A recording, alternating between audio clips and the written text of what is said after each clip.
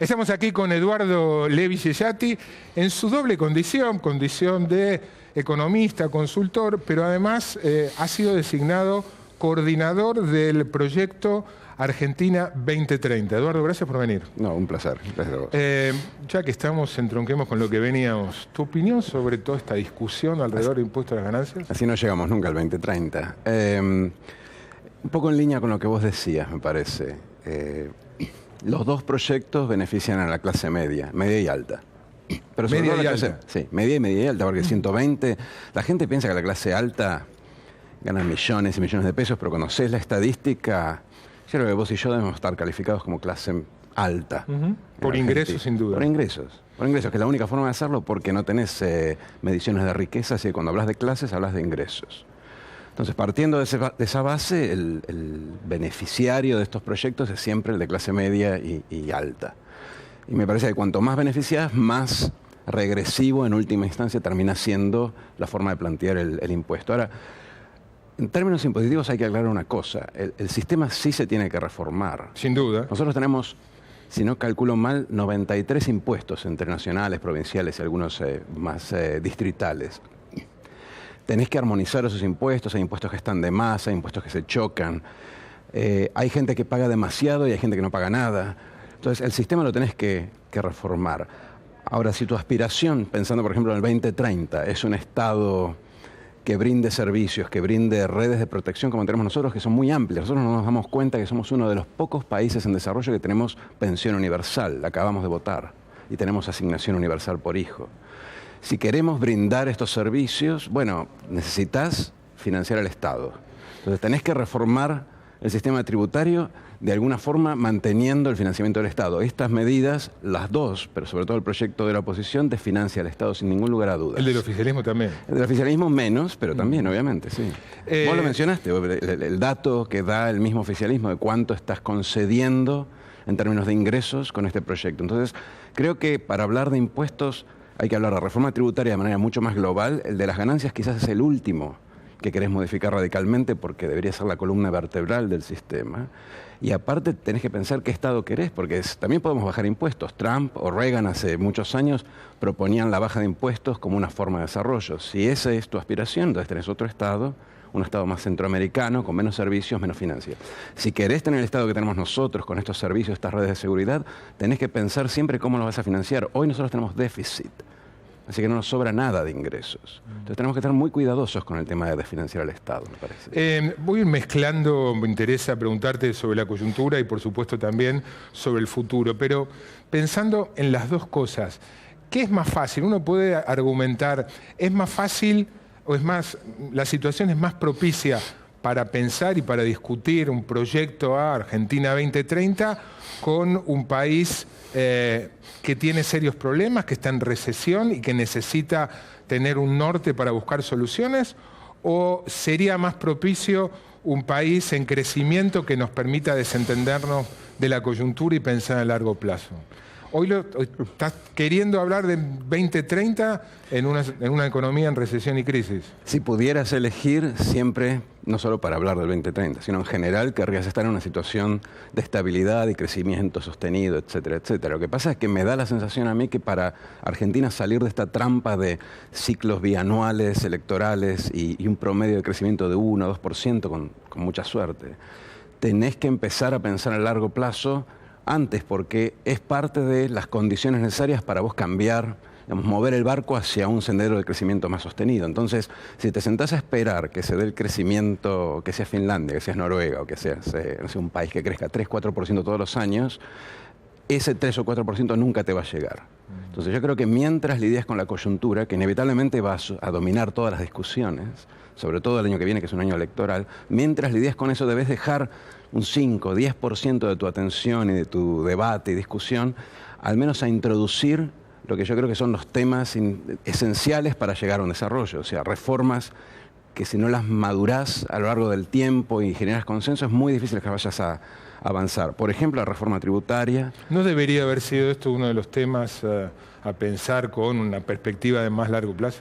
Sí. Bueno, hay una comisión, ¿no?, en el ámbito del Ministerio de Economía. Esa comisión debería posiblemente salir del Ministerio de Economía y tratar de abrirse hacia la sociedad, porque esa reforma no la vas a hacer si no es con el consenso de la sociedad. Y aparte, esta discusión que estás dando ahora, que vos diste muy claro en la introducción, es una discusión que debería ser parte del debate dentro de esta comisión, una discusión del gobierno con la sociedad. Si vos no lo haces antes, después suceden estos bomberazos en donde uno trae un proyecto, el otro trae otro, y después, a posteriori, viene alguien como Kicillof y dice, hice algunos números y parece que nos da bastante bien. O sea, sin ningún tipo de cálculo ex ante de cuáles son las consecuencias que tiene eso, por ejemplo, para el financiamiento fiscal. Ahora volvemos a la comisión. ¿Qué pasa con la economía que no arranca? E incluso hay quienes ya están pensando no en el comienzo de 2017, sino en el otoño de 2017. ¿Qué pasa? Pasa básicamente dos cosas. Y lo que te voy a decir no necesariamente nos deja más tranquilos, pero a principios de año yo creo que el gobierno, y también creo que el equipo de Scioli hacía el mismo cálculo, sabía que no podía seguir empujando un modelo de desarrollo basado pura y exclusivamente en los tironeos del consumo, en ponerle dinero a la gente, que vaya, consuma. Esto fue lo que viste en el 13, el 14, 15, 16, que un año crecías porque los salarios recuperabas, al siguiente tenías que ajustar porque los salarios reales caían, nunca ibas a ningún lado. Entonces dijeron, básicamente lo que hay que hacer es invertir. Ahora, la inversión no es una variable de política pública, no hay un botón que dice, ok, yo decidí que hay que invertir y apretas el botón, viene la inversión. El gobierno movió los incentivos para facilitar la inversión no vino. Porque es difícil traer a la inversión, porque el inversor duda de Argentina, porque el empresario argentino es remiso a tomar riesgos, por una serie de cuestiones que podemos analizar, son más de una. A mitad de camino, dado que la inversión claramente no venía, giró hacia un modelo más basado en el consumo. Y ahora la pregunta que todos nos hacemos es, bueno, ¿cuándo ese modelo va a dar sus frutos? ¿Cuándo el consumo va a volver a recuperarse? El modelo está basado en transferir dinero a las hogares de bajos recursos, en retrotraer parcialmente el aumento de tarifas y sobre todo en un impulso muy fuerte, una transferencia de ingresos al sector de adultos mayores, que se va a empezar a ver en estos meses. Mi impresión es que el año que viene vamos a crecer porque va a recuperar parcialmente el salario y el consumo. Igual me deja la duda de cómo vamos a crecer en el 2018, porque al final del día el diagnóstico era correcto. O sea, vos en Argentina no podés crecer 3, 3,5% todos los años si no aumentás muy fuertemente la inversión. Hubo una apuesta equivocada, un diagnóstico, una apuesta más que un diagnóstico equivocado y algo ingenuo. A priori era la única apuesta que podías hacer. Es cierto que por ahí generaron expectativas ellos mismos. Los decisores generaron expectativas y compraron expectativas que eran un poco demasiado optimistas, pero lo cierto es que no había otra apuesta. Esto que estamos intentando hacer el año que viene, que es crecer 3% empujado por el consumo, te dura un año. La apuesta sigue ahí, sigue siendo la única apuesta que vuelve a la inversión en Argentina. Desde los llamados economistas ortodoxos, liberales, se lo critica al gobierno por no reducir el déficit. ¿Te preocupa a vos eso? Me preocupa que no crezcamos, me preocupa que tengas que generar un impulso fiscal financiero con deuda para crecer. Ahora, si la pregunta es, ¿haría otra cosa? No me queda muy claro qué mejor se puede hacer que esto. Porque ajustar, tuvimos un ejemplo relativamente reciente en Brasil, cómo funciona el ajuste en recesión, te genera más recesión. Y no necesariamente te estabiliza la economía ni la política. Entonces, lo que sí es cierto es que no podés, digámoslo así, no sería deseable, no hay espacio como para hacer esto durante 3 años seguidos. La apuesta de vuelta es que la inversión, a medida que empiece a aparecer el crecimiento el año que viene, la inversión aparezca y tome la posta. Pero hoy no veo ningún espacio para hacer un ajuste fiscal en el medio de una recesión. Sería muy resistido, pero aparte, económicamente tampoco sería fructífero. El Consejo Presidencial que coordinás lo integran una veintena de personas. Son como 25 profesionales.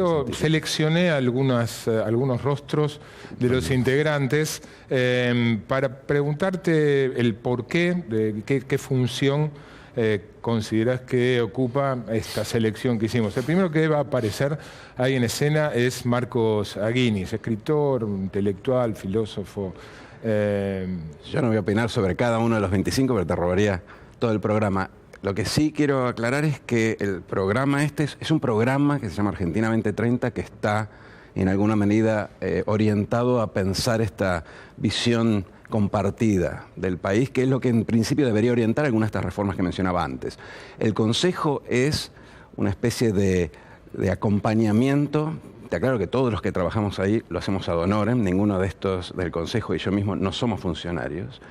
Es una suerte de acompañamiento y de guía, por eso tenemos desde escritores, médicos, científicos, hasta Juan José Campanella, de guía para que luego el equipo técnico del programa seleccione diferentes grupos de expertos, vaya tirando las líneas a partir del cual se va a abordar. Pero no es que cada uno tiene un rol. Ahí estamos viendo ¿sí? Javier González Fraga, bueno, conocido economista. Ese es Juan José Liach, exministro de Educación, viceministro de Economía, y habíamos elegido Diego Golombek, un difusor científico. Un científico que publica muy bien internacionalmente. No hay un sesgo, por ejemplo, a menos que se me haya escapado, no hay kirchneristas. No hay no hay gente de izquierda. No, de izquierda sí hay. No hay, habría que definir qué es izquierda, pero creo que da para otro programa. Hay gente que está ahí por sus laureles y por su visión y por su disposición a pensar hacia adelante y no hacia atrás. Ese es un poco el criterio. Ninguno de estos es militante. Aparte de no ser funcionarios, muchos de ellos son de un nivel de perfil muy bajo. De hecho, la idea del programa es que sea un perfil bajo, no es generar anuncios y reuniones mediáticas, porque eso ya sobra. Pero si supiéramos de los 25, ¿no hay 23, 24 que votaron al gobierno? No. ¿No? No. No, te aseguro que no. No. Si querés, después en la pausa te muestro toda la lista. Yo no sé por quién votó cada uno, pero estoy seguro que no es el 90% que votó el gobierno. No, creo que es menos de la mitad. Creo que es bastante representativo. ¿Estás seguro? Sí. Bueno, tendría que preguntarles por quién votaron, pero es secreto, pero estoy casi seguro, sí. Por último, ¿no te sucedió? Supongo que te habrá convocado, creo que Mario Quintana fue, o el propio Quintana, presidente. Marcos Peña, sí. Y ¿te convencieron que realmente están interesados en ver un proyecto a 2030 y que tienen el tiempo en medio del caos de la coyuntura cotidiana? Son dos preguntas. La primera, sí. Yo creo que el gobierno entiende, y creo que gente de la oposición, y te diría más, si hablas con dirigentes sindicales, entienden que hay cosas que tienen que cambiar, que el futuro va a ser distinto y que nosotros no estamos muy preparados. Menciono los sindicatos porque el campo laboral es uno de nuestros puntos más flacos desde el punto de vista económico. Va a ser muy difícil crear trabajo en Argentina. ¿En Argentina? En Argentina, ¿Por qué? Porque nuestra fuerza laboral está poco calificada. Usando los estándares internacionales, tiene calificación media y baja, porque no tenemos muchos terciarios, no tenemos universitarios en términos proporcionales. Tenemos una formación un tanto anticuada, todavía no hemos introducido mucha tecnología, que en otros países ya está entrando, y por lo tanto cuando entre, la sustitución nos va a pegar medio como desde cero. Y aparte tenemos un sector manufacturero que ha sido mano de obra intensiva que está en jaque.